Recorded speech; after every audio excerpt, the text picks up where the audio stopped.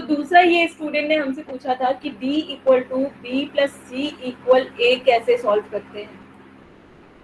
यहाँ पे तो एक तो असाइनमेंट ऑपरेटर भी है, साथ ही साथ कंपैरिजन ऑपरेटर भी है एंड प्लस ऑपरेटर भी है।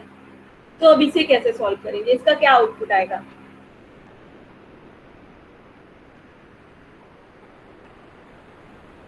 देखो यहाँ पे हमें दो तरह के ऑपरेटर दिए, एक तो अरिथमेटिक ऑपरेटर, दूसरा रिलेशनल ऑपरेटर।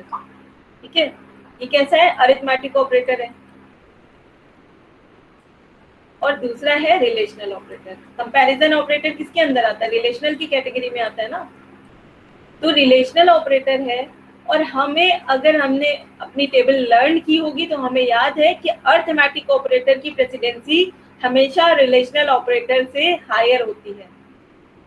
ठीक है, अरिथमेटिक ऑपरेटर की प्रेसिडेंसी रिलेशनल ऑपरेटर से हायर होती है, तो कोई से भी अरिथमेटिक ऑपरेटर हो वो किसी भी रिलेशनल ऑपरेटर से पहले ही सॉल्व होंगे। तो यहाँ पे हमने एक एक्सप्रेशन दिया है जिसमें, और इक्वल की तो सबसे बाद में होती है। ठीक है, तो b plus C equal equal a, तो हमें पहले किसको सॉल्व करना है? b प्लस सी को पहले सॉल्व करना है। यानी b की वैल्यू है 5 एंड c की वैल्यू है 5, तो यहाँ क्या हो जाएगा? b प्लस सी की वैल्यू हो जाएगी 10। ठीक, अभी ये कह रहा है इक्वल इक्वल a। अब यहाँ क्या हो रहा है? 10 की वैल्यू को कंपेयर किया जा रहा है a से, और जब भी हम कंपेयर करते हैं तो वैल्यू कैसी आती है? रिटर्न कैसी होती है वैल्यू? ट्रू और फॉल्स में। ठीक है, ट्रू और फॉल्स में रिटर्न करता है ये कंपैरिजन या रिलेशनल ऑपरेटर्स। तो a की वैल्यू 10 है और हमें कंपैरिजन किससे करना है? 10 से, यानी हमारी कंडीशन बिल्कुल ट्रू है। 10 इज इक्वल टू 10, तो वैल्यू हो गई ट्रू। अभी देखो, जब इसकी वैल्यू हो गई ट्रू और d कैसा है? हमारा इंटीजर टाइप का है, तो ट्रू की इंटीजर वैल्यू क्या होती है? 1 होती है। ट्रू को हम इंटीजर वैल्यू में कैसे दिखाते हैं? 1 से। यानी अगर हमारी कंडीशन ट्रू होगी, 10 इक्वल 10 होगा, तो इट विल रिटर्न 1 ओनली। अगर ये कंडीशन फॉल्स होती तो 0 रिटर्न करता। फॉल्स के केस में 0 रिटर्न करता है, ट्रू के केस में 1 रिटर्न करता है। तो यहाँ पहले b प्लस सी की वैल्यू आई 10, फिर फर्दर हमने कैलकुलेट किया तो इसकी वैल्यू आ रही है 1, which is stored into the d variable. d की वैल्यू क्या हो गई? 1। और यहाँ क्या पूछा है कि what will be the value of variable d? d की वैल्यू क्या है? 1 है। समझ आया? यहाँ एक स्टेटमेंट ऐसा लिखा हुआ है और एक स्टेटमेंट ऐसा लिखा हुआ है, इसका क्या मतलब है? स्टूडेंट ने पूछा इसे कैसे सॉल्व करते हैं। तो a की वैल्यू 10 है, b की वैल्यू 5 है, c की वैल्यू 3 है। ठीक है, अभी यहाँ देखो, यहाँ हम क्या कर रहे हैं? यहाँ पे एक लॉजिकल नॉट ऑपरेटर यूज हुआ है और यहाँ पे एक कंपैरिजन ऑपरेटर यूज हुआ है, नॉट इक्वल। ठीक है, इसका मतलब क्या होता है? Not equal. तो ये क्या हुआ? ये क्या रिटर्न करेगा? कभी भी जो कंपैरिजन कर रहे हैं ट्रू और फॉल्स में वैल्यू रिटर्न करेगा ना, ट्रू और फॉल्स में। और ये क्या रिटर्न करेगा? Not a. नॉट ए क्या होता है कि अगर हमने लिखा नॉट ट्रू तो ये रिटर्न करेगा अगर मैंने लिखा नॉट ट्रू तो इट विल रिटर्न फॉल्स। यानी ट्रू का रिवर्स क्या होता है? अपोजिट क्या होता है? फॉल्स होता है।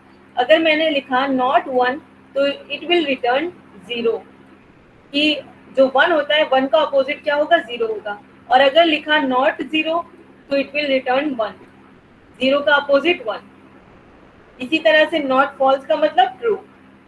तो हमने ये कर तो दिया, बट इस स्टेटमेंट की जो भी वैल्यू आएगी वो हमेशा ट्रू और फॉल्स में आएगी। यानी यहाँ पर कोई भी असाइनमेंट नहीं हो रहा है। और हमें आंसर क्या चाहिए? हमें आंसर में ये चाहिए, ये कह रहा है what will be the output of this program. Output वही होगा जो ये प्रिंटफ लिखेगा, और प्रिंटफ में क्या है? बी और सी की वैल्यू हमें लिखनी है ना। बट इस स्टेटमेंट से हमें कोई भी वैल्यूएबल इंफॉर्मेशन नहीं मिल रही है। क्यों? क्योंकि ये स्टेटमेंट ट्रू और फॉल्स रिटर्न कर रहा है, कोई भी असाइनमेंट ऑपरेटर यहाँ यूज नहीं हुआ है।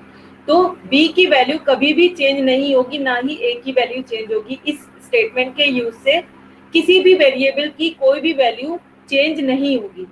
ये स्टेटमेंट हमेशा ट्रू और फॉल्स रिटर्न करेगा, तो इसको हम कंसीडर ही नहीं करेंगे।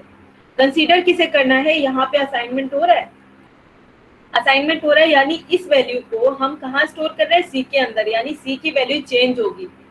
तो अभी हम देखते हैं क्या होगी। देखो यहाँ पे लिखा है नॉट ए, नॉट ए।